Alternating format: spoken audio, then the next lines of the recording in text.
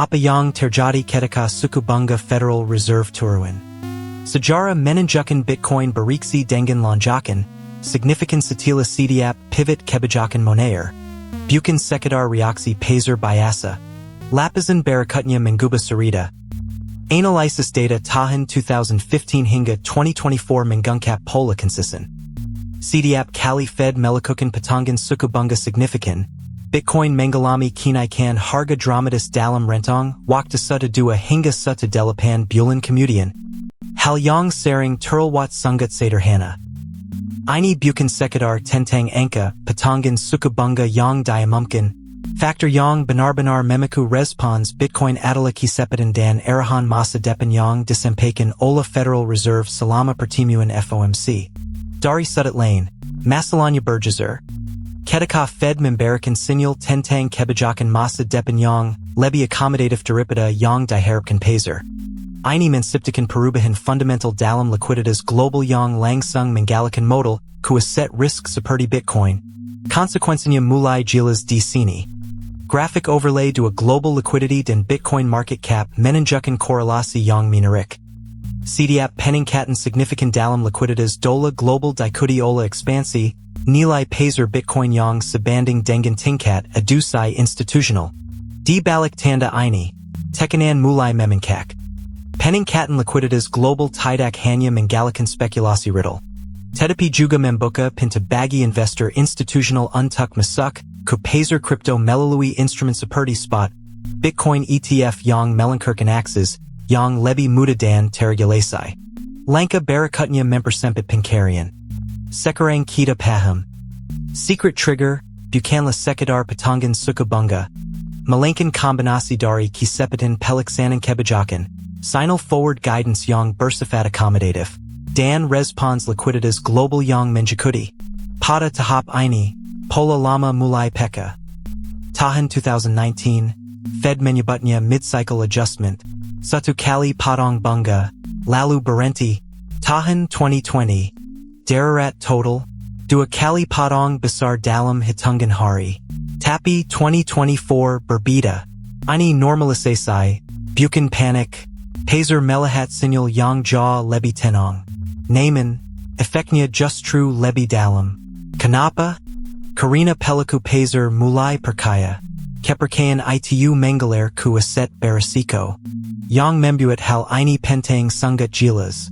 Sekarang, perhatikan reverse repo facility. Ini alat rahasia Fed. Ketika RRP menjuring. Bank punya lebih banyak wang tunai. Wang itu mencari rumah baru. Dan rumah favoritnya adalah pasar saham dan kripto. Tahun lalu, RRP menyusut drastis. Dalam hitungan bulan, Bitcoin merespons. Ini bukan kebetulan. Ini transmisi likuiditas yang nyata. Akhirnya, semua petunjuk mengarah ke sini. Indikator lain yang tak kalah penting adalah DXY. Indeks dola ini sering menjadi biang keladi. Saat DXY menguat, Bitcoin biasanya tertekan. Saat DXY melemah, kripto bernapas liga. Hubungan ini hampir sempurna sejak 2015. Para analis menyebutnya korelasi terbalik. Tapi ada satu pengecualian. Saat likuiditas global melimpah, DXY bisa turun dan Bitcoin tetap naik. Itu yang terjadi tahun ini. Titik awalnya mulai terlihat.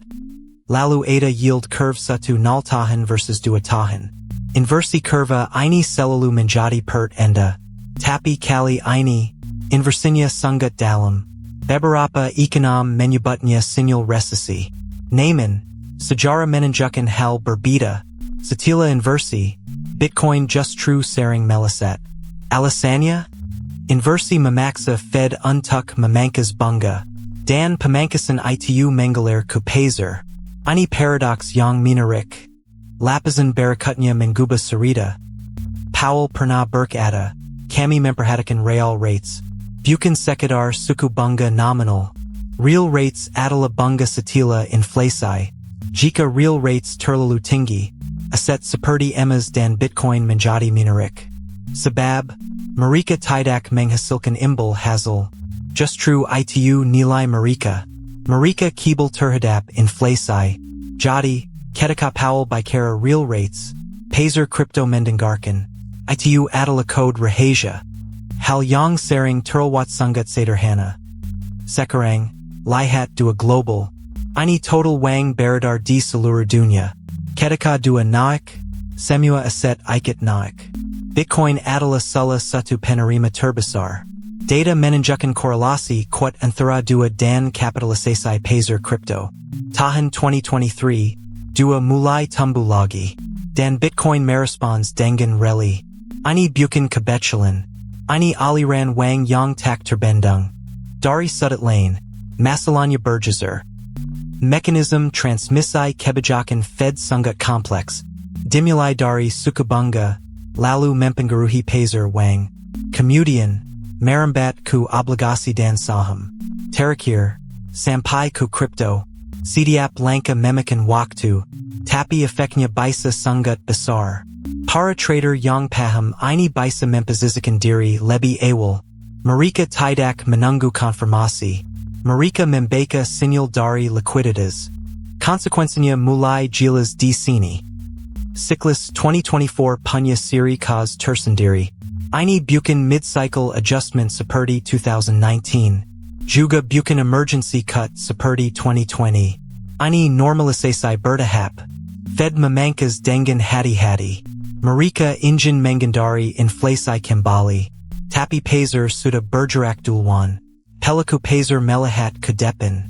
Mereka membeli aset berisiko sebelum bunga turun. Ini yang membuat Bitcoin naik lebih awal. Di balik tanda ini, tekanan mulai memengkak. Ketika DXY melemah, risk appetite meningkat. Investor berani mengambil risiko lebih besar. Mereka pindah dari dolar ke aset lain. Saham teknologi, emas, dan kripto. Bitcoin sering menjadi tujuan utama. Sebab, ia menawarkan imbal hasil tinggi. Tapi juga volatilitas tinggi. Para profesional memahami keseimbangan ini. Mereka menggunakan DXY sebagai kompas. Ini bukan sekadar teori. Ini pola yang teruji. Langkah berikutnya mempersempit pencarian. Data historis menunjukkan pola yang jelas. Setiap kali Fed pivot, Bitcoin merespons. Tapi tidak selalu langsung. Kadang butuh beberapa bulan. Ini yang disebut lag effect. Para analis menggunakan data ini untuk prediksi. Mereka melihat dua RRP dan DXY. Kombinasi ketiganya memberikan sinyal kuat. Tahun ini, semua indikator sejalan. Ini jarang terjadi. Dan ini bisa menjadi peluang besar. Pada tahap ini, pola lama mulai peka. Bagi aset scarce seperti Bitcoin, ini adalah kabar baik. Real rates yang rendah membuat aset tanpa imbal hasil lebih menarik. Investor tidak lagi rugi dengan memegang Bitcoin. Sebaliknya, mereka diuntungkan. Sebab, nilai dolar menurun. Ini yang disebut opportunity cost. Ketika opportunity cost rendah, orang lebih mudah membeli Bitcoin. Dan itu yang terjadi sekarang. Yang membuat hal ini penting sangat jelas. Korelasi antara Bitcoin dan likuiditas global semakin kuat. Ini bukan kebetulan. Ini evolusi Pazer. Bitcoin kini dianggap sebagai aset makro. Bukan sekadar teknologi. Para investor institusional mulai memasukkannya ke portofolio. Mereka melihatnya sebagai lindung nilai inflasi. Dan ketika Fed melonggarkan, mereka menambah posisi. Ini yang mendorong harga naik. Akhirnya, semua petunjuk mengarah ke sini. Jadi, apa artinya semua ini? Siklus likuiditas global adalah pendorong utama. Fed hanya memaku dengan kebijakan mereka. Namun, era Pazer ditentukan oleh aliran wang. Para trader cerdas membaca sinyal ini. Mereka tidak menunggu konfirmasi harga. Mereka bertindak berdasarkan data. Ini yang membedakan mereka dari kebanyakan orang. Dan ini bisa menjadi kunci kesuksesan Anda. Titik awalnya mulai terlihat. MVRV Z-score naik tajam setelah Fed cut rate. Ini sinyal historis awal bull run Bitcoin. Lapisan berikutnya mengubah cerita. Realized cap Bitcoin juga meningkat secara konsisten. Ini menunjukkan akumulasi niata ola investor panjang jangka. Hal yang sering terlewat sangat sederhana. Long-term holders mulai mendistribusikan sebagian koin, tapi akumulasi baru juga terlihat di wallet tua. Video seperti ini kami upload setiap hari. Subscribe agar tidak ketinggalan. Television. Dari sudut lain, masalahnya bergeser. Di era pre-halving, LTH cenderung mengakumulasikan lebih agresif. Ini terjadi juga sekarang setelah cut rate. Konsekuensinya mulai jelas di sini. Setelah Fed cut, LTH menunjukkan pola serupa. Tidak panik jual, justru menambah posisi dalam diam. Di balik tanda ini, tekanan mulai membengkak. Supply USDT dan USDC naik drastis setelah easing. Ini proxy kuat untuk fiat masuk ke crypto. Langkah berikutnya mempersempit pencarian. Stablecoin mint baru ini berarti lebih banyak sayap dibeli Bitcoin. Pasokan sayap memicu permintaan. Pada tahap ini, pola lama mulai peka. Spot Bitcoin ETF menunjukkan aliran masuk bersih yang tajam setelah Fed cut. Institusi mulai masuk. Yang membuat hal ini penting sangat jelas. Setiap kali tekanan jual Fed naik, ETF inflow menurun. Kebalikannya juga terjadi. Cut rate equals inflow naik. Akhirnya, semua petunjuk mengarah ke sini. Ini membuktikan bahwa reaksi on-chain tidak hanya dari retail. Institusi besar juga mengikuti langkah Fed. Titik awalnya mulai terlihat. Semua indikator on-chain MVRV, realized cap, LTH, stablecoin, ETF sekarang menunjukkan aksenasi yang sama. Lapisan berikutnya mengubah cerita. Pola ini sama seperti 2019 dan 2020. Setelah Fed pivot, Bitcoin merespons dengan naik kuat dalam bulan pertama. Hal yang sering terlewat sangat sederhana. Data on-chain tidak berbohong. Respons Bitcoin terhadap Fed cut niata, terakhir, dan berulang. Dari sudut lain, masalahnya bergeser. Jika pola ini berulang, bull run sebenarnya mungkin baru-baru saja dimulai. Tunggu konfirmasi dua naik. Konsekuensinya mulai jelas di sini. Model machine learning terbaru memprediksi puncak siklus Bitcoin dengan menganalisis 3 variabel makro. Pertumbuhan 2 global, level reverse repo facility, dan kura yield curve 1 0 tahan minus 2 tahan. Di balik tanda ini, tekanan mulai membengkak. Algoritma khusus menimbang pertumbuhan supply wang global 2 sebagai indikator likuiditas. Penarikan dana dari fasilitas reverse repo sebagai tekanan likuiditas. Dan slope yield curve sebagai indikator harapan inflasi dan pertumbuhan. Langkah berikutnya mempersempit pencarian. Backtesting menunjukkan model ini berhasil mengidentifikasi 3 puncak siklus besar Bitcoin sejak 2017 dengan rata-rata kesalahan timing kurang dari 3 bulan. Di atas performa indikator technical konvensional seperti RSI atau MACD saja. Pada tahap ini, pola lama mulai peka. Para penembang Bitcoin yang memiliki infrastruktur high performance computing kini menggalakkan sebagian kapasitas GPU mereka ke pekerjaan komputasi AI seperti pelatihan model bahasa dan rendering. Menciptakan aliran pendapatan ganda yang kurang sensitif terhadap volatilitas harga BTC. Yang membuat hal ini penting sangat jelas. Strategi ini mengurangi dependensi minor terhadap hadir blok Bitcoin dan biaya listrik. Karena komputasi AI biasanya dibayar per jam atau per tugas dengan kontrak jangka panjang. Memberikan stabilitas arus kas selama pasar crypto bearish. Akhirnya, semua petunjuk mengarah ke sini. Platform analitik on-chain seperti Glassnode dan check-on-chain menyediakan metrik kunci seperti aliran koin ke dan dari bursa. Nilai tercapai. Dan aktivitas long-term holder yang kini diintegrasikan dengan indikator makro untuk sinyal trading yang lebih kuat. Titik awalnya mulai terlihat. Makro-mikro menawarkan visualisasi gabungan data on-chain Bitcoin dengan indikator makro ekonomi seperti inflasi AS, suku bunga real, dan likuiditas global dalam satu tampilan yang memungkinkan analisis korelasi lintas pasar secara real-time. Lapisan berikutnya mengubah cerita. Ketika likuiditas global naik dan suku bunga real jatuh, Kedua indicator ini sekra historisberk relasi kuat dengan peningkatan aktivitas on-chain Bitcoin seperti aliran coin ke wallet long-term holder dan penurunan supply di bursa. Yang didaftarkan sebagai akumulasi. Hal yang sering terlewat sangat sederhana. Inovasi layer 2 seperti Lightning Network sedang memperluas kapasitasnya dengan fitur seperti splices dan channel factories untuk mendukung adusai masal. Mengurangi beban pada lapisan dasar Bitcoin saat gelembang adusai institusional dan riddle tiba. Dari sudut lain, masalahnya bergeser. Protokol ARK menawarkan solusi skala baru dengan menggunakan konsep virtual UTXO dan server terpercaya untuk mengirimkan pembayaran Bitcoin instan dan biaya rendah. Terutama berguna untuk transaksi mikro dan integrasi dengan aplikasi 3 yang membutuhkan kecepatan akhir transaksi yang cepat. Konsekuensinya mulai jelas di sini.